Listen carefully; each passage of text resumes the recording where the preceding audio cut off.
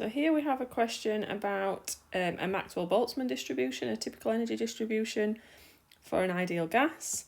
So number of particles up the side, energy is increasing along the x-axis, number of particles is increasing up the y-axis. Which of the following statements is true? Position A, so this energy value here,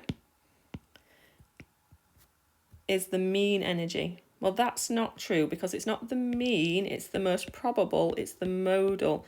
The mean energy is actually the sort of most, the average, which would be slightly to the right, probably around about here, would be the mean energy. So this is not correct. Addition of a catalyst. Well, the definition of a catalyst is it's going to provide an alternate route of lower activation energy. Now, energy is increasing to the right, so a catalyst would move the activation energy slightly to the left. So this is incorrect.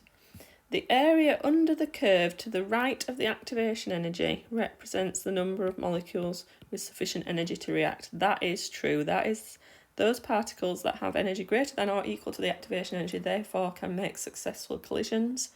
So we're going to select that one, but we'll just double check D. The position of the peak of the curve at higher temperature is further away from both axes. So remember, when you do a higher temperature curve, you want your peak needs to go lower and to the right and then stay above.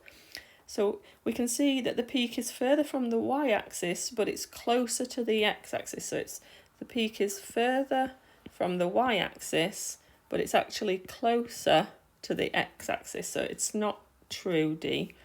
So we know that our answer is C.